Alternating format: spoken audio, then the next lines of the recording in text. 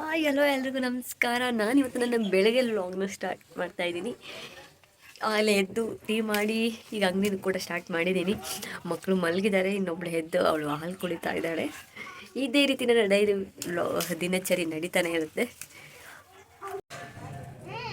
ನಾನು ಯಾರ ಮೇಲೂ ಡಿಪೆಂಡ್ ಆಗಬಾರ್ದು, ನಾನು ಓನಾಗಿ ನಾನು ಮಾಡಬೇಕು ಅಂತೇಳಿ ನಾನೊಂದು ಈ ಬಿಸ್ನೆಸ್ ಸ್ಟಾರ್ಟ್ ಮಾಡಿದ್ದೀನಿ. ಅದು ನನಗೆ ತುಂಬ ಖುಷಿ ಇದೆ.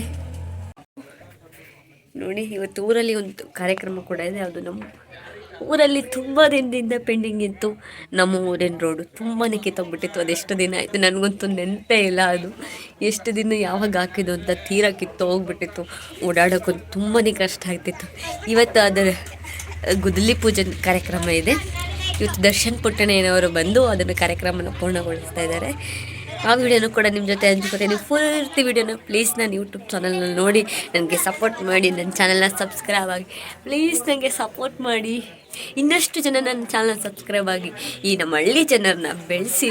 ಒಂದೇ ಒಂದು ಸಬ್ಸ್ಕ್ರೈಬ್ ಆಗಿ ಯಾಕೆ ಇಷ್ಟೊಂದು ಕಷ್ಟಪಡ್ತಾರೆ? ಈಗ ಹೋಗಿ ನನ್ನ ಚಾನಲ್ ಹೀಗೆ ಸಬ್ಸ್ಕ್ರೈಬ್ ಆಗಿ ಪಕ್ಕದಲ್ಲಿರೋ ಬೆಲ್ಲೈಕನ್ನ ಕ್ಲಿಕ್ ಮಾಡಿ. ನನ್ನ ನೋಟಿಫಿಕೇಷನ್ ನಿಮಗೆ ಫಸ್ಟ್ ಬರುತ್ತೆ. ನನ್ನ ಟೀ ಕೂಡ ಹಾಗೆ ನಡೀತಾ ಇರುತ್ತೆ. ಟೀನು ಸ್ವಲ್ಪ ಮಧ್ಯದಲ್ಲಿ ಹೋಗ್ತಾ ಇರುತ್ತೆ. ಹಾಗೆ ವ್ಯಾಪಾರ ಎರಡನ್ನೂ ಬ್ಯಾಲೆನ್ಸ್ ಮಾಡ್ಕೊಂಡು ಹೋಗ್ತಾ ಇದ್ದೀನಿ.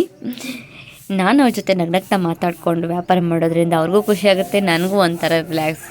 ನನಗೂ ಕೂಡ ರಿಸ್ಕ್ ಅಂತ ಅನಿಸೋದಿಲ್ಲ. ಅವ್ರ ಜೊತೆ ಮಾತಾಡಿಕೊಂಡು ಮಾಡೋದ್ರಿಂದ ನನಗೂ ಏನೋ ಒಂದು ಮನೆಯವ್ರ ಜೊತೆ ಮಾತಾಡ್ಕೊಂಡಂಗೆ ಕೆಲಸ ಕೂಡ ಬೇಗ ಆಗಿಬಿಡುತ್ತೆ. ಬಂದವ್ರ ಜೊತೆ ಅವರು ಕೂಡ ಅಷ್ಟೇ ಫ್ರೆಂಡ್ಲಿಯಾಗಿ ನಮ್ಮೂರಾಗಿರೋದ್ರಿಂದ ಮಾತಾಡಿಸ್ಕೊಂಡು ನಡೀತಾನೆ ಇರುತ್ತೆ. ನೋಡಿ, ನಮ್ಮೂರಲ್ಲಿ ಕಾರ್ಯಕ್ರಮ ಕೂಡ ಸ್ಟಾರ್ಟ್ ಆಗಿದೆ. ಹೇಳಿದ್ನಲ್ಲ, ರೋಡ್ನ ಪೂಜೆ ನಡೀತಾ ಇದೆ.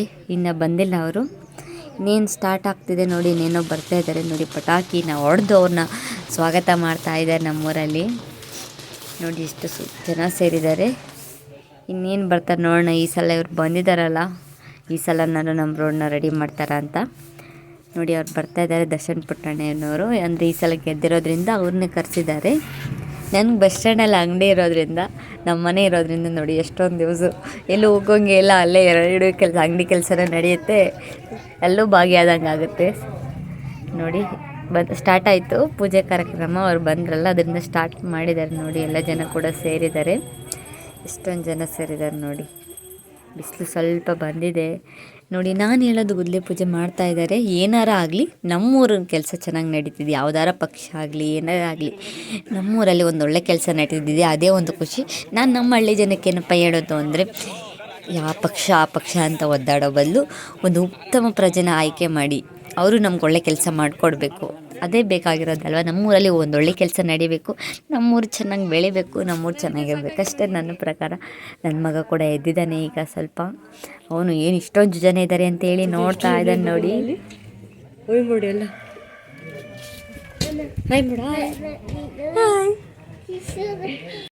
ಅದನ್ನು ಮುಗಿಸ್ಕೊಂಡು ಹಾಗೆ ಬಂದ್ವಿ. ಅಲ್ಲ ಆಯ್ತು ಅದು ಕಾರ್ಯಕ್ರಮ. ಇಲ್ಲಿ ನನ್ನ ಪಾಪಗೆ ಸ್ವಲ್ಪ ಹಣ್ಣು ಫ್ರೂಟ್ಸ್ ಕೊಡೋಣ ಅಂತೇಳಿ ಬಂದೆ. ಇವತ್ತು ಪಪ್ಪಾಯಿನ ಹೊರದಿದ್ದೆ, ಅದರಿಂದ ಅವನಿಗೆ ಪಪ್ಪಾಯನ್ನೇ ಕೊಟ್ಟಿದ್ದೀನಿ. ನಾನು ಎಷ್ಟೋ ಜನ ತಾಯಂದ್ರಿಗೆ ಹೇಳೋದು, ಓಕೆ ಮಕ್ಳುಗಳಿಗೆ ಹಣ್ಣು ಕೊಡ್ಬೋದಾ ಅಂತ ಇನ್ನೂ ಕ್ವಶನ್ ಮಾರ್ಕಲ್ಲೇ ಇರ್ತಾರೆ. ಇನ್ನೂ ಆಲ್ಮೋಸ್ಟ್ ಎಲ್ಲ ರೀತಿ ಹಣ್ಣು, ತರಕಾರಿ, ಸೊಪ್ಪು ಎಲ್ಲವನ್ನು ಕೊಡಿ. ಏನಕ್ಕೆ ಅಂದರೆ ಈಗ ಬೆಳವಣಿಗೆ ಆಗೋ ಟೈಮ್ ಆಗಿರೋದ್ರಿಂದ ಚೆನ್ನಾಗಿ ನಾವು ಎಷ್ಟು ಚೆನ್ನಾಗಿ ಅವ್ರನ್ನ ಕಾಪಾಡ್ತೀವಿ, ಚೆನ್ನಾಗಿ ಫುಡ್ಡನ್ನ, ಪ್ರೋಟೀನು, ಐರನ್ನು, ಕ್ಯಾಲ್ಶಿಯಮ್ ಎಲ್ಲ ಚೆನ್ನಾಗಿ ಕೊಟ್ಟಷ್ಟು ಅವರು ಅಷ್ಟೇ ಆರೋಗ್ಯವಾಗಿರ್ತಾರೆ. ನಾವು ಏನೋ ಶೀತ ಆಗುತ್ತೆ, ಕೆಮ್ಮಾಗುತ್ತೆ, ಆಮೇಲೆ ಈಟಾಗುತ್ತೆ ಅಂತ ಕೊಡ್ತೀವಿ. ಯಾವುದು ಏನಾಗುತ್ತೆ ಮಗು ಎಲ್ಲಿ ಬೆಳವಣಿಗೆ ಆಗುತ್ತೆ ಅಲ್ವಾ. ನಾನು ಕೂಡ ಹಾಗೆ ನನ್ನ ಮಗಳಲ್ಲಿ ಮಾಡಿದ್ದೆ. ಅವಳಿಗೆ ತುಂಬ ಈಟಾಗ್ತಿತ್ತು. ಆದರೆ ಇವ್ನಿಗೆ ಹಂಗೆ ಮಾಡಲಿಲ್ಲ. ನಾನು ಎಲ್ಲ ರೀತಿ ಫ್ರೂಟ್ಸ್ನೂ ಅವನಿಗೆ ಪರಿಚಯ ಮಾಡ್ಕೋತಾ ಬಂದೆ. ಅವನೆಲ್ಲವನ್ನೂ ಇಷ್ಟಪಟ್ಟು ಎಲ್ಲವನ್ನೂ ತಿಂತಾನೆ ನೋಡಿ. ಅವನಿಗೆ ಪಪ್ಪಾಯನ ತಿಂತಾ ಇದ್ದಾನೆ. ಅವನ ಕೈಲಿಗೆ ಕೊಟ್ಟಿದ್ದೀನಿ. ಸ್ವಲ್ಪ ಆಲ್ಮೋಸ್ಟ್ ಮಕ್ಕಳಿಗೆ ಕೊಟ್ಟಾಗ ಅದು ಚೆನ್ನಾಗಿ ಹಣ್ಣಾಗಿರೋದನ್ನು ಕೊಡಿ, ಅವ್ರಿಗೂ ಸ್ವಲ್ಪ ತಿನ್ನೋಕ್ಕೂ ಈಸಿ ಆಗುತ್ತೆ.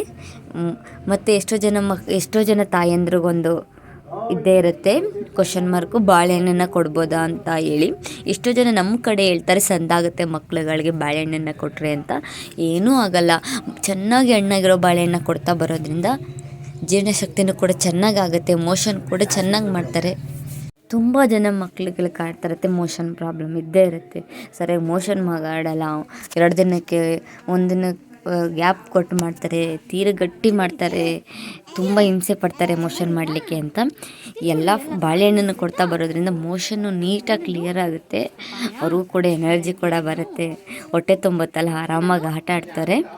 ಡೈಲಿ ಒಂದೊಂದು ಫ್ರೂಟ್ಸ್ನ ಅವ್ರಿಗೆ ಪರಿಚಯ ಮಾಡ್ತಾ ಬನ್ನಿ, ಕೊಡ್ತಾ ಬನ್ನಿ, ಅವರು ಕೂಡ ಆರೋಗ್ಯವಾಗಿರ್ತಾರೆ. ಉಪ್ಪು ಕೂಡ ಈಗ ಎಂಜಾಯ್ ಮಾಡ್ಕೊಂಡು ತಿಂತಾ ಇದ್ದಾನೆ.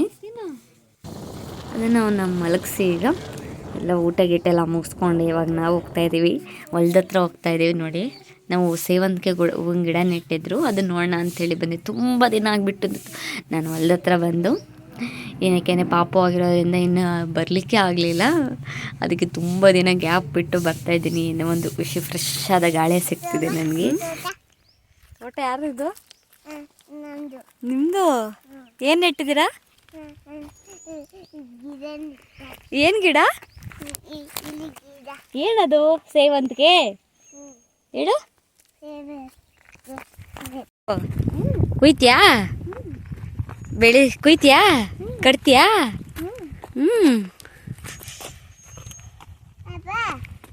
ಅವಳಿಗಂತೂ ಫುಲ್ ಖುಷಿ ಆಗ್ಬಿಟ್ಟೈತೆ. ನೋಡಿ, ಇದಕ್ಕೆ ಎಷ್ಟು ಕಷ್ಟ ಗೊತ್ತಾ ಬೆಳೆಯೋದು. ಅಷ್ಟು ಸ್ವಲ್ಪ ಮಾತಲ್ಲ ವ್ಯವಸಾಯ ಅಂದರೆ. ಇದಕ್ಕೆಲ್ಲ ಪೇಪರ್ ಹಾಸಿ ಇದಕ್ಕೆ ನೆಟ್ಟು ತೀರ ಹಿಂಸೆ. ರೈತ ಅಂದರೆ ಹಂಗೆ ಅಲ್ವಾ, ಅಷ್ಟೇ ಕಷ್ಟ ಇರುತ್ತೆ. ಸೇವಂತಿಗೆ ಹಾಕಿದ್ವಿ, ಇನ್ನೊಂದು ಸ್ವಲ್ಪ ಹಾಕಬೇಕು, ಇದನ್ನು ಉಳಿಸ್ಬೇಕು, ರೆಡಿ ಮಾಡಬೇಕು ಭೂಮಿನ. ಅದರಿಂದ ವೆಯ್ಟ್ ಹಂಗೆ ನಿಲ್ಲಿಸಿದ್ದೀವಿ, ಸೋಸಿ ಹಂಗೆ ಇಟ್ಟಿದ್ದೀವಿ. ಈಗ ಎಷ್ಟು ಕ್ಲಿಯರ್ ಆಗಿದೆ, ಅದನ್ನು ನೋಡ್ಕೊಂಡು ಹೋಗೋಣ ಅಂತಲೇ ಬಂದೆ. ನೋಡಿ, ಇಲ್ಲಿ ಪಪ್ಪಾಯ ಗಿಡ, ನಮ್ಮ ಚಿಕ್ಕ ಮಾವರದು ಪಪ್ಪಾಯ ಗಿಡ ಕೂಡ ಇದೆ. ನೋಡಿ, ಇಷ್ಟು ಸಸಿ ಇನ್ನೂ ಬಾಕಿ ಇದೆ. ಇದನ್ನು ಇಳಿಸಿ ಇದಕ್ಕೆ ನೀರು ಹಾಕಿ ಮಡಗಿ ಅದನ್ನೆಲ್ಲ ರೆಡಿ ಮಾಡೋದು ಎಷ್ಟು ಕಷ್ಟ ಇದೆ ಗೊತ್ತಾ. ಇನ್ನೂ ಸ್ವಲ್ಪ ಎಷ್ಟು ನೆಡಬೇಕು ಎಲ್ಲರೂ ರೆಡಿ ಮಾಡಿ ಇನ್ನು ಭೂಮಿನ. ನೋಡಿ, ನಮಗೆ ನನ್ನ ಹೊಲ ಅಂದರೆ ಅದೊಂಥರ ಫೇವರೇಟ್ ಜಾಗ ಅಂತ ಹೇಳ್ಬೋದು. ಏನಕ್ಕೆ ಅಂದರೆ ಹೊಳೆ ಅಲ್ಲೇ ಪಕ್ಕದಲ್ಲೇ ಇದೆ. ನಾನಿಲ್ಲಿ ತುಂಬಾ ಚೆನ್ನಾಗಿದೆ, ಗ್ರೀನರಿ, ಫುಲ್ ಗ್ರೀನರಿ. ಫಸ್ಟ್ ಇಲ್ಲಿ ಏರಿ ಇತ್ತು, ಆದರೆ ಈಗ ಬಳಸ್ಕೊಂಡು ಬರಬೇಕು. ಏನಕ್ಕೆ ಸ್ವಲ್ಪ ಚೆನ್ನಾಗಿ ಮಳೆ ಆಗಿರೋದ್ರಿಂದ ಫುಲ್ ಹೊಳೆ ತುಂಬಿಬಿಟ್ಟಿದೆ. ಈಗ ಬಳಸ್ಕೊಂಡೇ ಬರಬೇಕು. ಅದೊಂದು ದೊಡ್ಡ ಹಿಂಸೆ ಆಗ್ಬಿಟ್ಟೈತೆ ನಮ್ಮ ಅವರೇ ಎಲ್ರಿಗೂ. ನೋಡಿ, ನನ್ನ ಮಗಳಿಗೆ ಫುಲ್ ಖುಷಿ. ಅಲ್ಲಿ ಸಿಕ್ಕ ಪುಕ್ಕಗಳೆಲ್ಲ ಇಲ್ಲಿ ಏನಂದರೆ ನಮ್ಮ ರೈತರಿಗೆ ನವಿಲು ಕಾಟ ಒಂದು ದೊಡ್ಡ ಹಿಂಸೆ ಆಗ್ಬಿಟ್ಟೈತಿ. ಏನು ವ್ಯವಸಾಯ ಮಾಡಿದ್ರು ಬಂದು ಎಲ್ಲನೂ ಲೂಟಿ ಮಾಡ್ಕೊಂಡು ಹೋಗುತ್ತೆ. ನೋಡಿ, ಈಗ ಹೋಗ್ತಾ ಇದ್ದಾರೆ. ನಮ್ಮ ಅತ್ತೆ ನಮ್ಮ ಮಾವನ ಹುಡ್ಕೊಂಡು ಹೋಗ್ತಾ ಇದ್ದೀವಿ. ಅವ್ರು ಆ ಕಡೆ ಇದ್ದಾರೆ. ನಮ್ಮ ಅತ್ತೆ ನಮ್ಮ ಮಾವ ಈಗ ನೋಡಿ ಆ ಕಡೆ ಏನೋ ಕೆಲಸ ಮಾಡ್ತಾಯಿದ್ದಾರೆ ಅಂತೇಳಿ ಆ ಕಡೆ ಹುಡ್ಕೊಂಡು ಹೋಗ್ತಾ ಇದ್ದೀವಿ. ನೋಡಿ, ಎಷ್ಟು ಚೆನ್ನಾಗಿದೆ ಅಲ್ವಾ. ಸಂಜೆ ಆಗಿರೋದ್ರಿಂದ ಕೆಳಗಡೆ ಫುಲ್ ಹೊಳೆ ಇದೆ, ಫುಲ್ ಗ್ರೀನರಿ, ಹಾಗೆ ತಣ್ಣ ಗಾಳಿ ಬೀಸ್ತೈತೆ. ಸ್ವರ್ಗನೇ ಇಲ್ಲೇ ಇದೆ ಅನಿಸುತ್ತೆ. ನೋಡಿ, ಈಗ ನಮ್ಮ ಮಾವನ ನೋಡಿದ್ರು ನನ್ನ ಮಗಳು ಫುಲ್ ಖುಷಿ. ನಮ್ಮ ಮಾವನ ನೋಡಿ, ಅವಳು ಅಂತೂ ಬರೋದೇ ಇಲ್ಲ. ಅವಳು ಕರ್ಕೊಬಂದುಬಿಟ್ರೆ ಕರ್ಕೊಂಡು ಹೋಗೋದೇ ಒಂದು ದೊಡ್ಡ ಹಿಂಸೆ. ಅವಳನ್ನ ನಮ್ಮ ಮಾವನ ಜೊತೆ ಪೂಸಿ ಹೊಡಿತಿದ್ದಾಳೆ, ಎಲ್ಲೇ ಇರ್ತೀನಿ ಅಂತೇಳಿ. ಮಗಳು ರೆಡಿ ಆಯಿತು, ಸಿಂಹಾಸನ ರೆಡಿ ಆಯಿತು. ನಮ್ಮ ಅತ್ತೆ ಅಲ್ಲಿ ಫುಲ್ ಎಲ್ಲ ಗಿಡಗಳು ಬೆಳ್ಕೊಬಿಟ್ಟಿತ್ತು ಅಂತೇಳಿ ಬೆಂಕಿ ಹಾಕ್ತಿದ್ದಾರೆ. ಏನಕ್ಕೆ ಅಂತಂದರೆ ಇಲ್ಲಿ ಚಿರತೆ ಇವೆಲ್ಲ ಸ್ವಲ್ಪ ಹಿಂದೆ ಫುಲ್ ಫಾರೆಸ್ಟ್ ಆಗಿರೋದ್ರಿಂದ ಚಿರತೆ ಕಾಟ ಇರೋದ್ರಿಂದ ಓಕೆ ತೀರ ಸೆತ್ತೆ ಆಗಿಬಿಟ್ರೆ ಬಂದೇನಾರು ಸೇರ್ಕೊಬಿಡುತ್ತೆ ಅಂತೇಳಿ ಸ್ವಲ್ಪ ಆ ಜಾಗ ಎಲ್ಲ ಕ್ಲೀನ್ ಮಾಡ್ಕೋತಾ ಇದ್ದಾರೆ. ಈಗ ಸ್ವಲ್ಪ ಚಿಗುರೋ ಕಾಲ ಅಲ್ವಾ, ನೀಟಾಗಿ ಎಲ್ಲ ಚಿಗುರುತ್ತೆ ಅಂತೇಳಿ ಸ್ವಲ್ಪ ಬೆಂಕಿ ಎಲ್ಲ ಹಾಕಿ ಜಾಗನ ನೀಟ್ ಮಾಡ್ಕೋತಾ ಇದ್ದಾರೆ. ನೋಡಿ ಎಷ್ಟು ಚೆನ್ನಾಗಿದೆ ಅಲ್ವಾ. ನೋಡಿ, ಎಲ್ಲ ಫುಲ್ ತಣ್ಣ ಗಾಳಿ ಬೀಸ್ತೈತೆ. ನನಗಂತೂ ಮನೆಗೆ ಬರೋಕ್ಕೆ ಮನಸ್ಸೇ ಆಗ್ತಿಲ್ಲ. ಹಾಗೆ ಈಗ ಟೈಮ್ ಆಗಿದೆ, ಎಲ್ಲ ಪಾಪು ಬಿಟ್ಟು ಬಂದಿರೋದ್ರಿಂದ ಹೋಗಲೇಬೇಕು ಮನೆಗೆ ಅಂತೇಳಿ ಈಗ ಹೋಗ್ತಾ ಇದ್ದೀನಿ. ಹಂಗೆ ನಮ್ಮ ಅತ್ತೆ ಕರ್ಬೇವಿನ ಸೊಪ್ಪು ಗಿಡ ಕಿತ್ಕೊಡ್ತೀನಿ ಅಂತೇಳಿ ಕರ್ಬೇವಿನ ಸೊಪ್ಪು ಗಿಡ ಕಿತ್ಕೊಳ್ತಾ ಇದ್ದಾರೆ. ಕಿತ್ಕೊಂಡು ಈಗ ನಾನು ಮನೆಗೆ ಹೋಗ್ತಾ ಇದ್ದೀನಿ. ಮತ್ತು ಹಾಗೆ ಇಲ್ಲಿ ರೋಸ್ ಗಿಡ ಹಾಕಿದ್ವಿ, ಅದು ನೋಡೋಣ ಅಂತ ಬಂದ್ವಿ. ಅಲ್ಲಿ ತುಂಬ ಸತ್ತೆ ಬೆಳ್ಕೊಬಿಟ್ಟಿದ್ರು. ಅದನ್ನು ಮತ್ತೆ ಕೇಳ್ತಾಯಿದ್ರು. ಹಾಗೆ ನಮ್ಮ ಮನೆಯವರು ನಾವಂತೂ ಹೊಲ್ದ ಹತ್ರ ಬಂದೇ ಎಳ್ನೀರು ಕೊಡ್ಕೊಂಡು ಹೋಗಿದ್ದಾರೆ, ಮಾತೇ ಇಲ್ಲ. ನಮ್ಮ ಮನೆಯವ್ರು ಈ ಬಿಸಿಲು ಆಗಿರೋದ್ರಿಂದ ಚೆನ್ನಾಗಿ ಎಳ್ನೀರು ಕಾದಿರುತ್ತೆ, ಈಗ ಕುಡಿತೀಯ ಅಂತೇಳಿ ಬೈತಾ ಇದ್ದಾರೆ. ನಾವದು ಏನಾರಾಗಲಿ ಕುಡಿದು ಹೋಗಲೇಬೇಕು, ಆಗಲೇ ಸಮಾಧಾನ ಆಗೋದು ನನಗಂತೂ. ಬನ್ನಿ ಎಳ್ನೀರು ಕುಡಿಯೋಣ, ಬನ್ನಿ. ತುಂಬ ಚೆನ್ನಾಗಿರುತ್ತೆ ಎಳ್ನೀರು ಮಾತ್ರ.